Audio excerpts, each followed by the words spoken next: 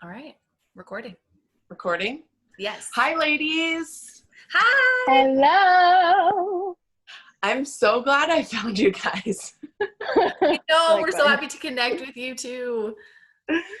It feels like just so refreshing just to find a community, and this community that you've created with Mixed in America. It's like so long overdue, and I'm so glad that I discovered it.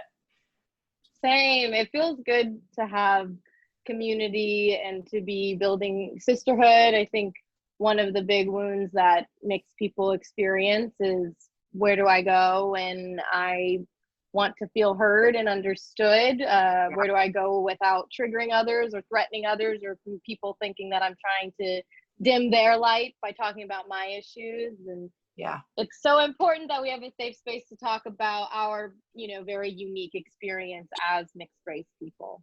Yeah, it really is. I mean, that's like the main reason why me and Megan started Mixed in America, was because we were like, where do we go with all of these problems we have? We would go to each other, but we didn't have a bigger community to really voice our concerns and our feelings with. So we were like, well, guess we got to create the space then.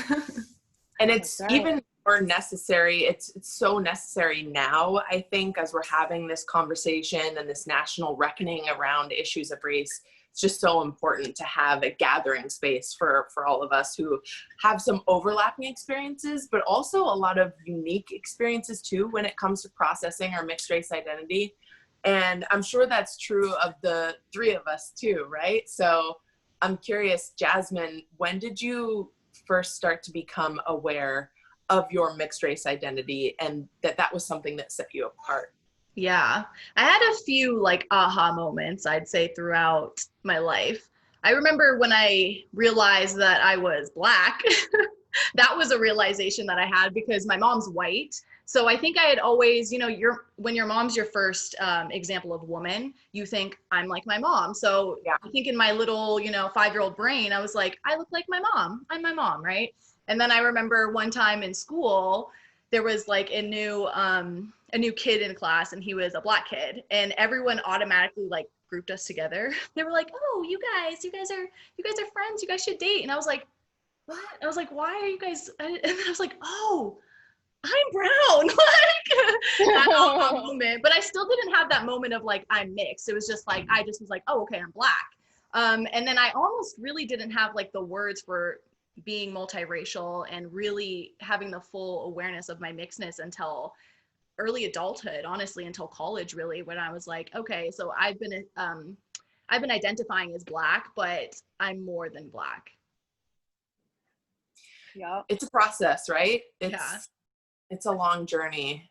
I guess I'll answer next. So I grew up in Miami, and I spent my childhood years, my formative early childhood years there in Miami. And it was this super diverse, cultural mecca, I guess you could say. And so I went to a school that was very diverse, but I was always, a lot of people thought I was Hispanic too. A lot of people thought I was Latina or Cuban or Puerto Rican.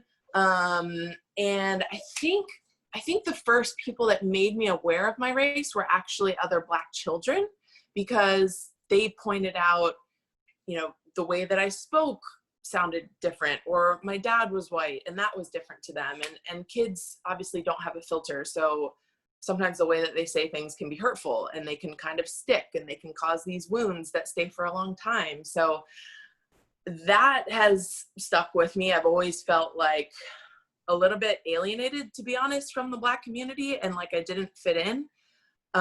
But then I also felt it from white folks too, especially when I moved to Memphis, Tennessee, which was like a huge culture shock from Miami. That was the first time that I heard the N-word. So that immediately made it very clear to me that I was not welcome in some white circles.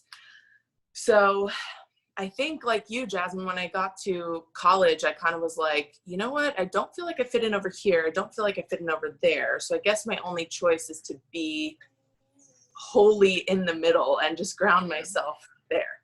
Yeah. Mm.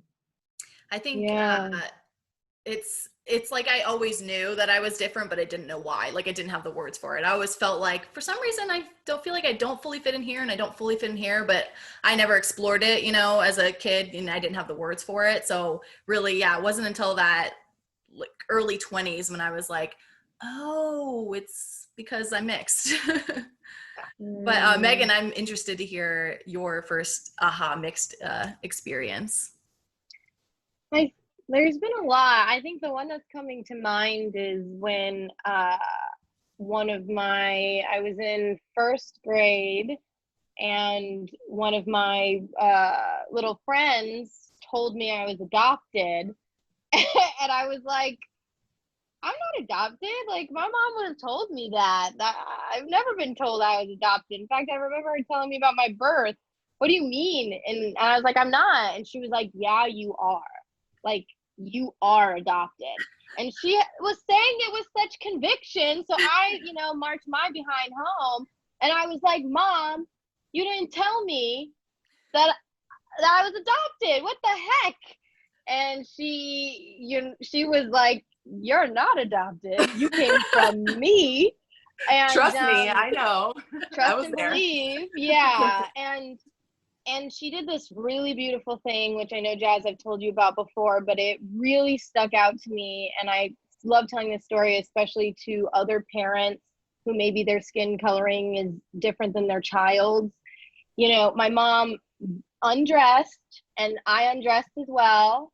And she pointed out all the little features on her body that were the same as me. Looked at our knees and our belly buttons and my lips and my eyes. And she just pointed out every part of me, the texture of my hair, how fine it is like hers, just every feature that was her. So that I learned that lesson very quickly, and it's something Jazz and I have been wanting to talk about, is features. For mixed people, we can't just be skin deep. We can't just be like, oh, it's the hue, it's the tone of your skin. No, because I'm a half Black woman raised by a Black woman. So for me, the features were everything. And that's what grounded me in like, oh, I do come from her. I am her. And this is how she's teaching me that. And it was a very valuable lesson, because that was not the last time that some child tried to tell me with conviction that wasn't my mom. I feel like it took me time to grow into the appreciation of my features and the features that signify that I am a Black woman. Mm-hmm. And it's only been in my recent adulthood that I have embraced my curly hair, both in my personal life and my professional life. And that is a huge part of my mixed race identity too. And I think that's part of what has led me to the place that I'm at today, which is I consider myself a Black biracial woman, because it doesn't feel like I'm telling the whole story if I say I'm a Black woman or if I just say I'm a biracial woman. I want to acknowledge how the world sees me. I don't want to be naive to that. And I also want to be proud of the fact that the world sees me as a Black woman. But there's more to that. It's like I'm biracial and I'm Black and. Mm-hmm. Yeah. And that doesn't take away from our Blackness either. I think sometimes a lot of mixed people feel like if they admit that they're white or embrace their whiteness, it makes them less Black. And it doesn't. We're not two halves. We're Black and we're white, or whatever your mix is. And it does not cancel it out. Black and white don't cancel each other out. We're both. And we have this duality. And I think that sometimes that's hard for other people who aren't multiracial to fully accept, because they don't have to deal with that. But I mean, since from a young age, we have to learn how to have this duality within us and deal with it and just live and kind of merge those two sides of us. So it's something that we just do subconsciously that a lot of other people have to kind of be taught to do. And like when we approach them, they're like, oh, what do I do with you? What box do I put you in? And it's like, both. I'm both in neither of those boxes, Yeah. So tired of that question. What are you? Right.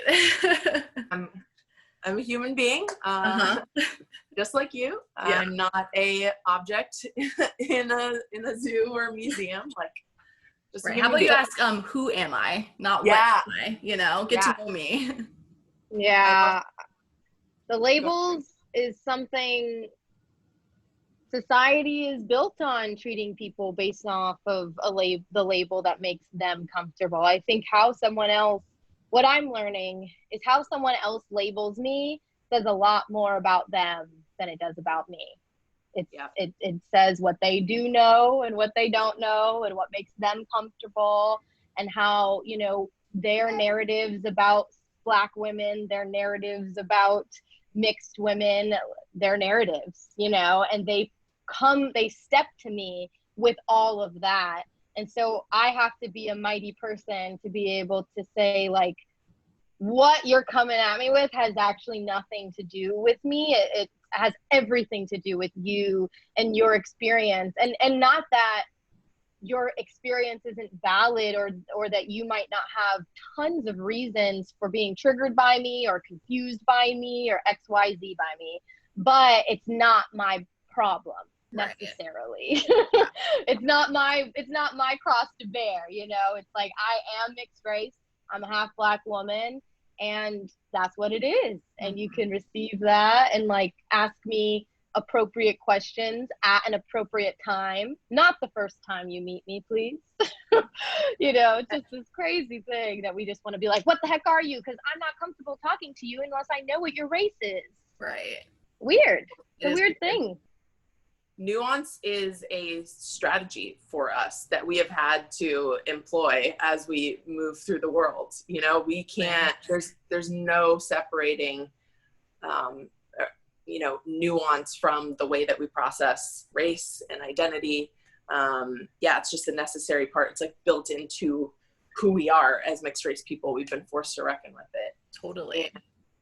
And I think we're told how to identify so much. Like, I feel like that's why I didn't realize I was mixed until later, because I was basically just, my identity was based on what other people were telling me. So, you know, once when I was 6 and someone was like, you're Black, the rest, I was Black until then. I didn't say anything else until someone was like, no, you're white. And I'm like, wait, but I was just told I was Black by this person, and now this one's telling me I'm white. Like, what am I, you know?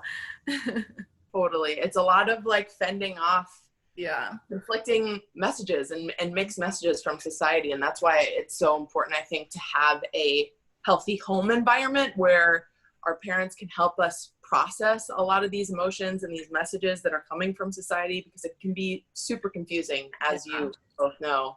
Totally. What I've loved seeing on your page on Mixed in America is how people have been processing their mixed race identity during this pivotal time in our country, and how they're processing the duality of our experience. Like you both have used that word quite a bit, and I think it's such a great word to articulate what we go through. We can experience both pain and privilege at the same time. And I don't know, in my experience, it often feels like I'm asking for permission to articulate that, like to even express that I am experiencing both pain and privilege at the same time. When did that statement sort of like cement for you guys? Like, when did you start to put those two together, that it's pain and it's privilege and they can happen at the same time? Oof. Probably only within, you know, for me at least, the past couple of years since we really started Mixed in America, and me and Megan really worked on delving into these issues with one another and with the community. But I just didn't have the words for, not that I didn't experience that, but I just didn't have the words to put to what I was experiencing. I was like, oh, well, sometimes, you know, I'm in this group and I'm experiencing racism. You know, most of my life, I've worked in corporate white America. So I've experienced the experience of that. You know, I've mostly dealt with racism in that group. But then, you know, when I'm with a group of, you know, my darker skinned friends, I have a different experience, you know, and they have a different experience. And I have to acknowledge that sometimes I do get privilege in those experiences. I am seen for jobs that they might not have be seen for. Like, that's a statistic. Yeah. Like, that darker skinned people are seen as less intelligent, that their wages are lower. Like, these are facts, you know, systematic facts that darker skinned people do.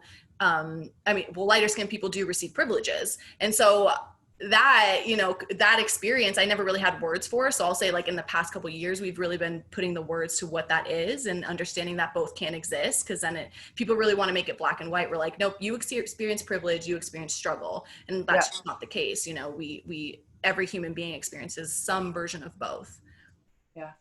Yeah, I think I completely second that. I think it was definitely in the work that Jazz and I have been doing together and trying to, we don't speak for the whole mixed community. Jasmine and I only speak for Jasmine and I, and we love to be clear about that. We're just offering some things that have helped us.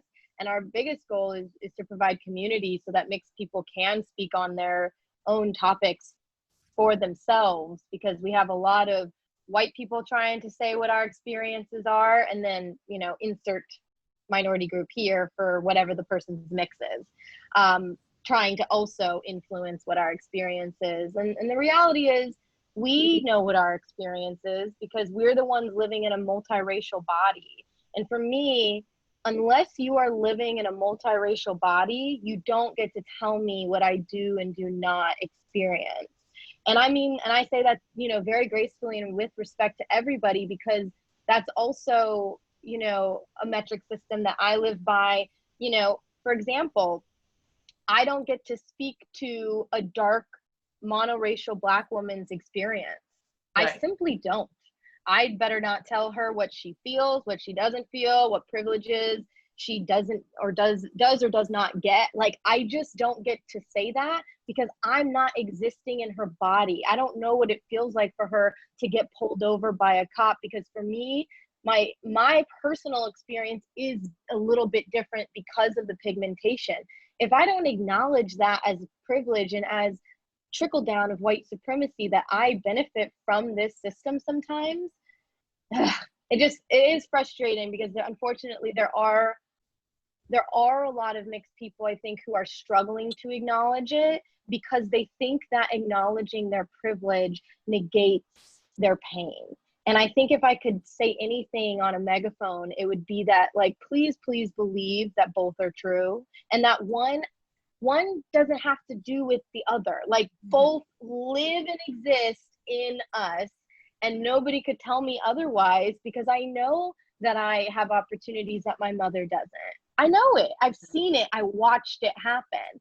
And also, I know that my mother has no idea what this emotional, crazy turmoil, identity crisis is that is going around in me when I feel othered, when I feel isolated, when I don't feel accepted by, you know, that white group or that Black group. I just feel so alone, and I wish so bad that someone would claim me.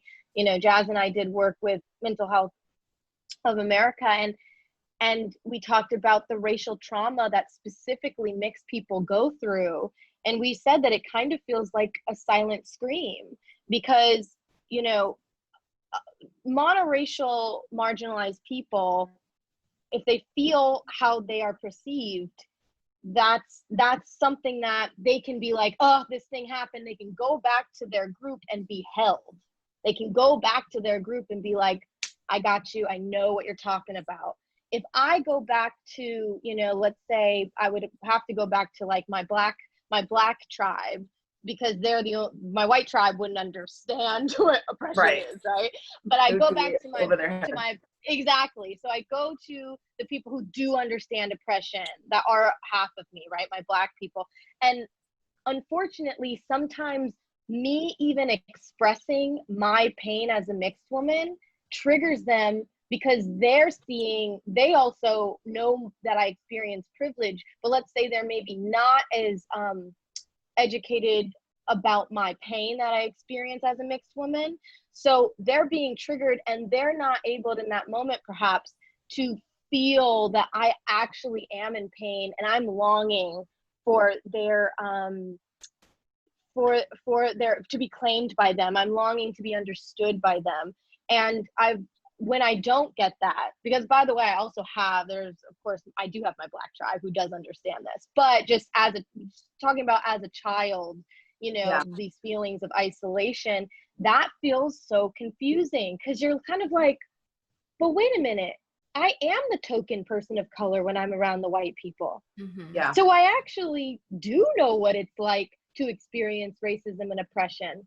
And for me, I'm in those kind of screwed up all white circles where some white people don't know that I'm half Black. So they be flapping their gaps, saying things that they think they're just going to say around only white people. So I have to deal with certain things that are said and nobody even knows I'm a person of color. And so I have to have that doubly terrible conversation of, well, that was racist. Also, hi everyone, I'm half Black.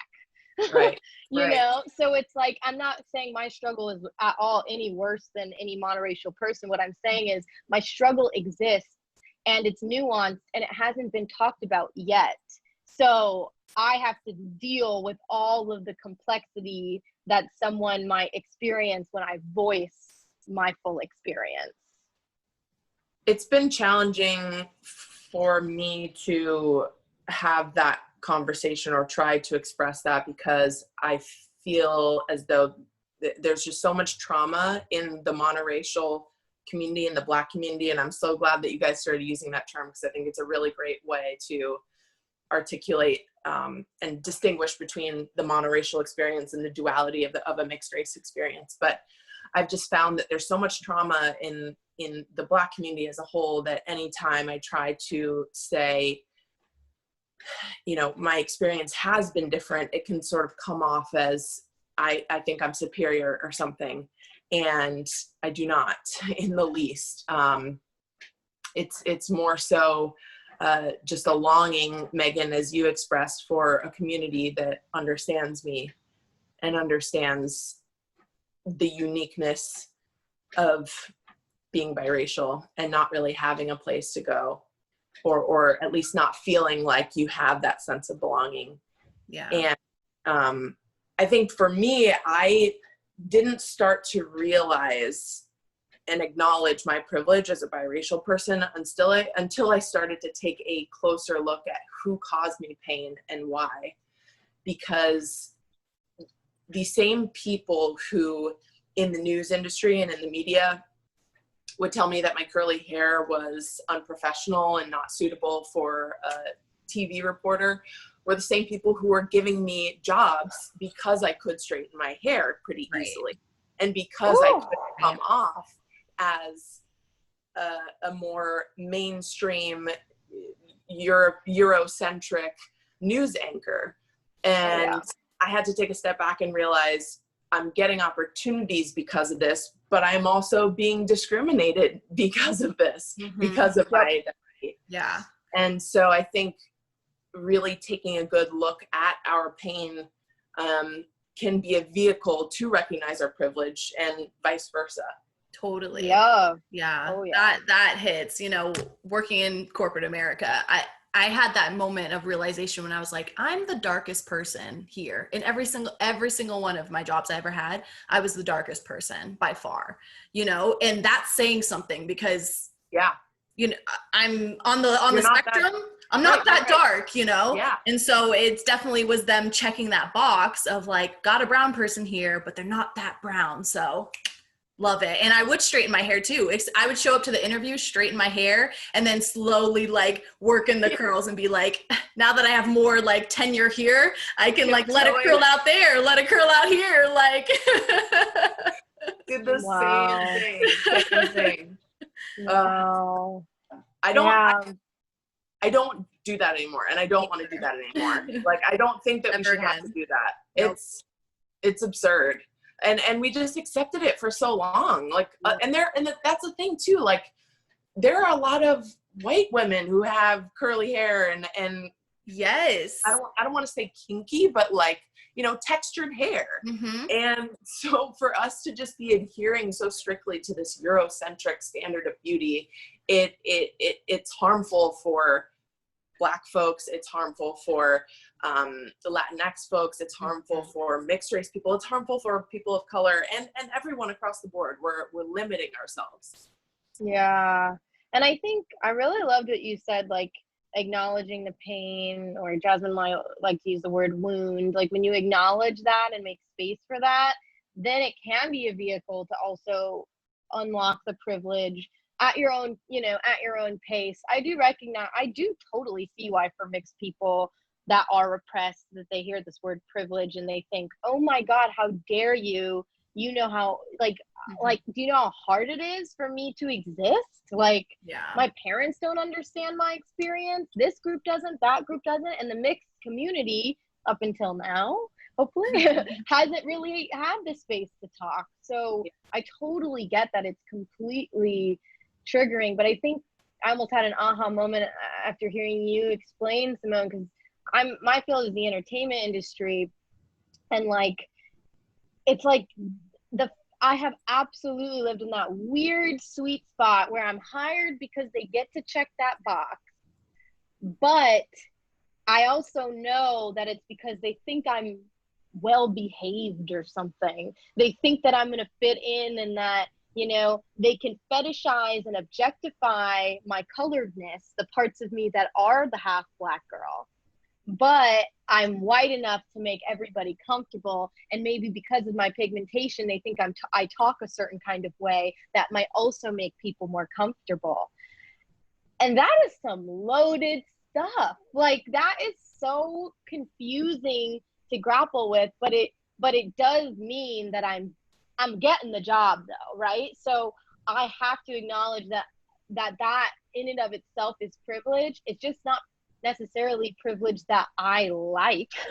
It's not privilege that I'm happy about, but it is true that I am benefiting from the system in certain ways that I should acknowledge. And the way that I acknowledge it is by speaking on it, because I think it makes my monoracial Black brothers and sisters feel heard when I say, I know that something is screwed up that's going on, and I got this opportunity because I make people more comfortable because I'm half white. So I'm going to acknowledge that, and I'm going to do whatever it takes to push. I'm getting in the door before they do, right? So I better push that baby open and hold it open and be like, get in here, man. Because I love that visual so much. That's such a beautiful visual.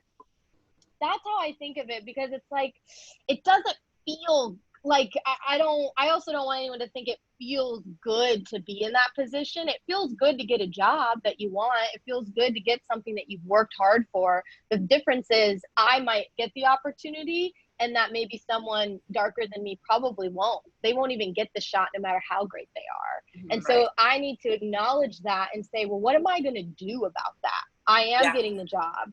So I need to do something about this so that I don't have to hold the door open for them. They're going to get this opportunity just like anybody else. Right. And that's how we can turn our privilege into something positive, by viewing it as a responsibility. Yep. Turning our privilege into our power and using it to uplift those that don't have the mic. We halfway have the mic. We don't always get to say everything we feel, but we're working on that. And I think, a big problem with some, mixed people not being able to fully accept that they have privilege is because of this word privilege, that we haven't really defined it properly. And also we think it only has to do with white privilege, when there's so many different types of privilege you can have.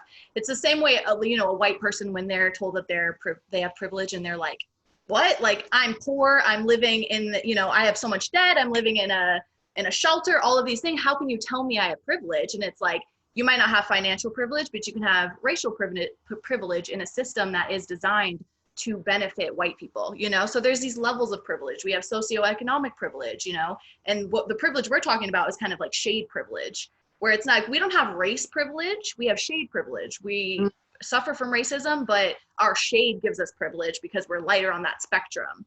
So I think that's an important distinction, is that like everyone can have a privilege. A dark-skinned person, they can have a privilege, they can have financial privileges. Maybe they were born into a very wealthy family, or maybe they were born in a really great neighborhood, or they had a chance to have education that other people didn't, but the privilege that we're talking about is different, than that privilege. So I think it's important to make that distinction.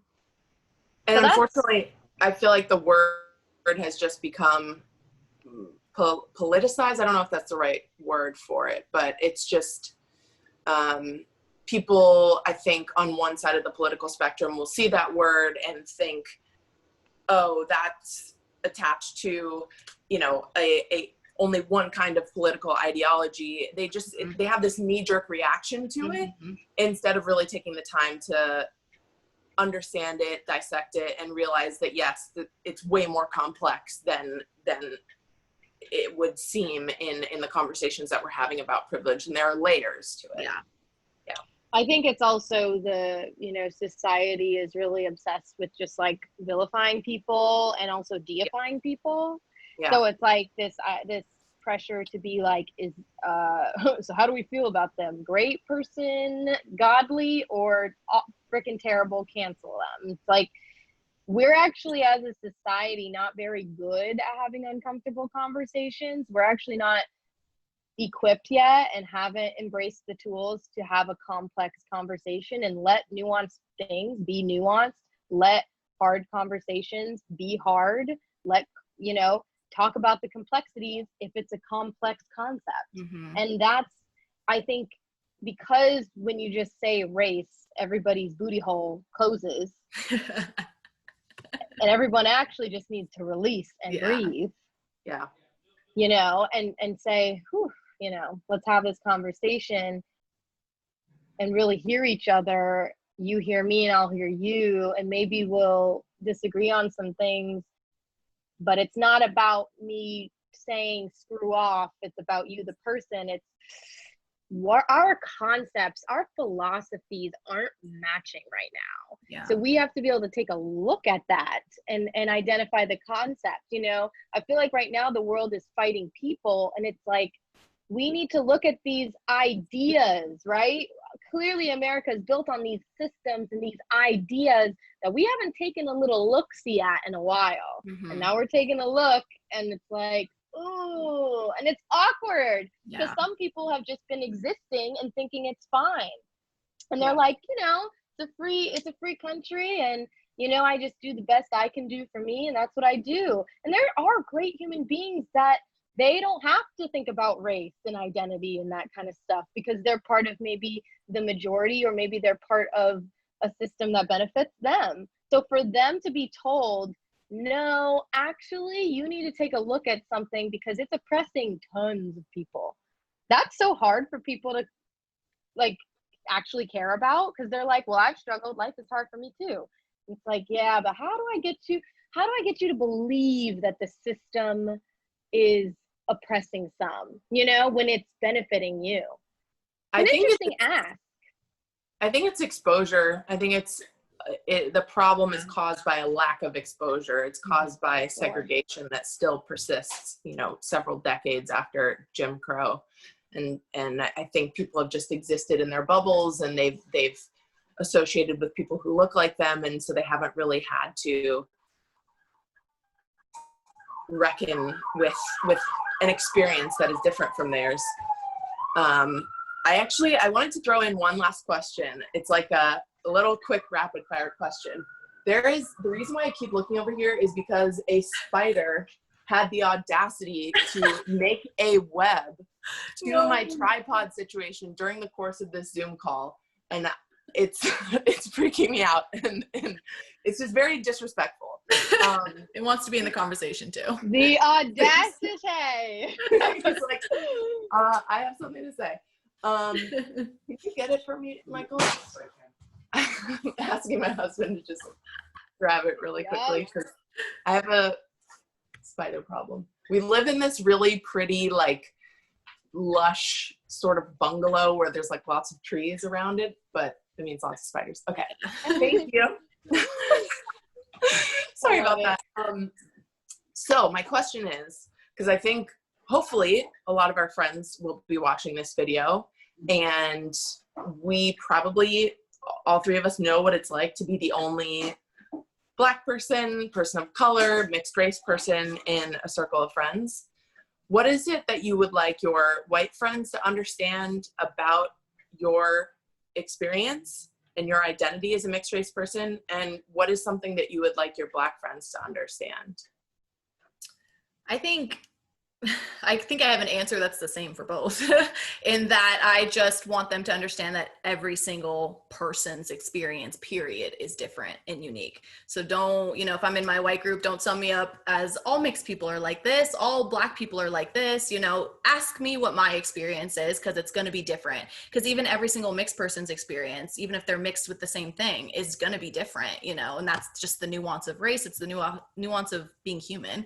And same thing on the Black side. I think just understanding that like my experience is unique, and to ask me instead of make assumptions. I don't think I'm better than you. I'm fully aware of my privilege, and I use it the most as my power, and I try to, because I know I'm in rooms that my fellow dark-skinned friends can't be in, so I know that my voice needs to be heard in those rooms, even more so as a Black woman. But I think it's just important to always approach every single person you come in contact with curiosity, and ask them about their experience. Try and understand their experience instead of with any assumptions. Yeah. Megan, what about you? Yeah, it's a great question. I think I would like my white friends to know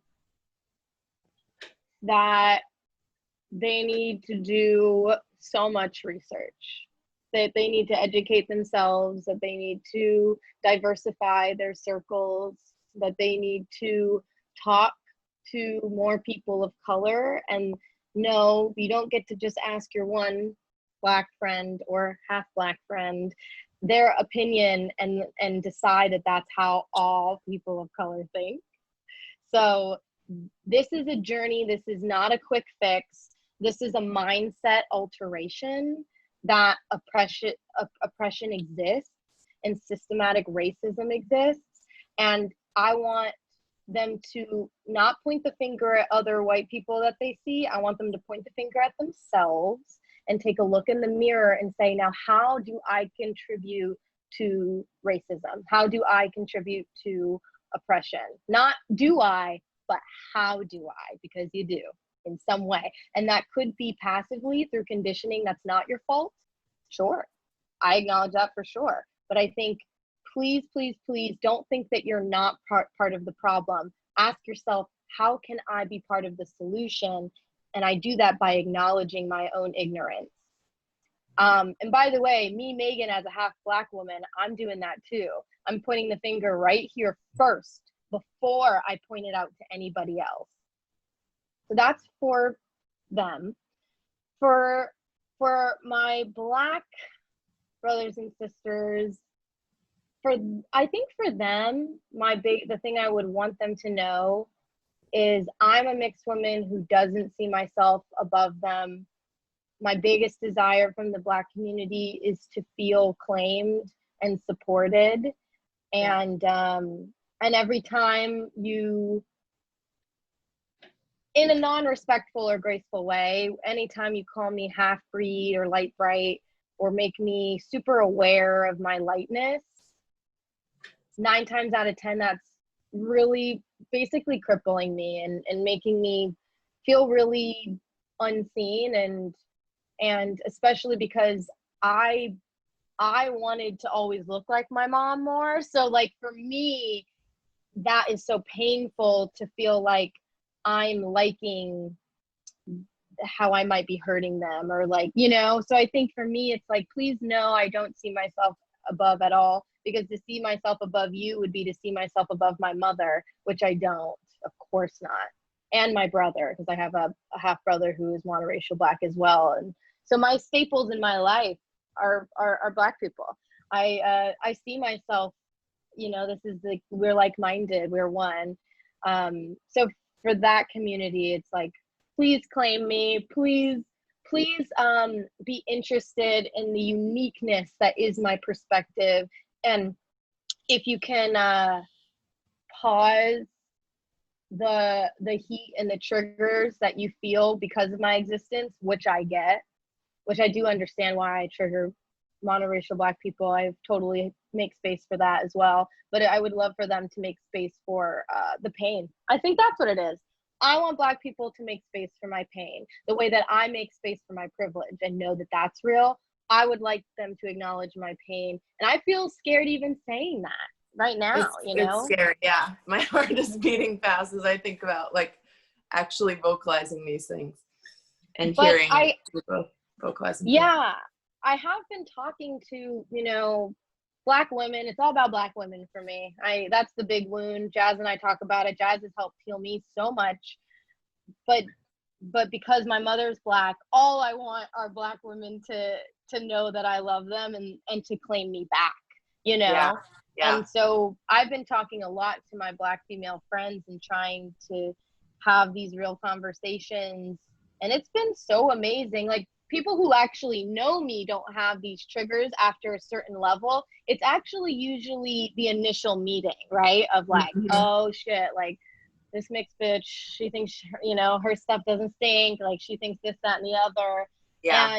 And I actually think it could be, I'm just talking about women here for a second, but I think there's this wound of like, I want to feel received by you. And maybe the other person is like, well, do you think you're above me because the world thinks you are?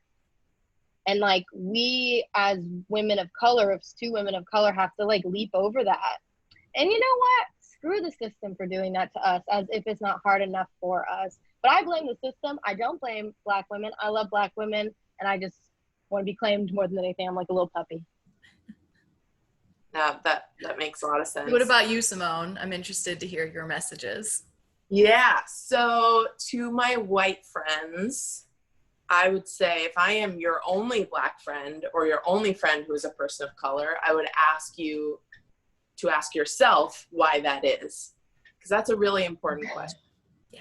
And there's a lot that stems from that. So if I am your only Black friend or your only POC friend, you might be making assumptions about how other Black people think, what they believe, what their experiences are, and I don't want you to do that. I am not here to speak for an entire race of people. I think I would also like my white friends to acknowledge that even though I may seem white to you in some ways, like I still shoulder a lot of pain of what it's like to be a Black person in this country. And I have experienced my own share of racism, even though you might not see it, you might be oblivious to it. I've experienced it. And also, you might not realize how you are contributing to that pain by some of the ignorant little comments that you make that you might think are harmful. So that's to my white friends. To my Black peers, I desire the same thing that both of you desire. Me acknowledging that my experience has been different from yours or distinct from yours does not mean that I am better than you. And me acknowledging both sides of my heritage, wanting to be proud of my dad, who he is, who he represents, who his family represents, my mom, who she is, what her family represents, me wanting to take ownership over all of that does not make me any less Black. It's just that my identity is just happens to be a bit more complex, and me wanting to acknowledge the fullness of my heritage does not make me any less proud to be Black. And what else? Yeah, I think the same desire to be claimed, the desire for acceptance, the desire to be viewed as one of you, which is something that I don't know that I can say that I felt. Yeah. I feel that. The desire to be whole. It's like makes people, I think, are one thing I've noticed a lot in the messages we've got is like the code switching, the feeling like I need to hype up this part of me and then hype up that part of me depending on who's in front of me is so hard to navigate. It just gets exhausting, and you get to a point where you're like, I'm not a half, I'm a whole person that comes from many different things, and I want to embrace all of that. Of course I do. I want to be proud of all that I am, and one thing that I do think I know for sure is that we have every right to do that. I don't think the world knows that yet, but I know that. I think it's getting better. I think where we are, the conversation that we're having right now as a nation is opening the door for more nuance. At least I'm hopeful of that. Yeah. Yeah, absolutely. And thank God for the Black Lives Matter movement, because I think it's important to acknowledge that the work that's being done and the leaders, like the fearless leaders, they're opening, and in my opinion, they're opening the floodgates. They are just opening it up. It's unprecedented what we've seen. It does feel like a turning point. I just hope that it is a turning point and that it has lasting effects. Yeah, same. Any other final thoughts on privilege and pain, you guys? I feel like we need to just do this again. And like an intro. Yeah, seriously. I know. Welcome everyone to Intro to Privilege and Pain. Introductory therapy session for mixed girls.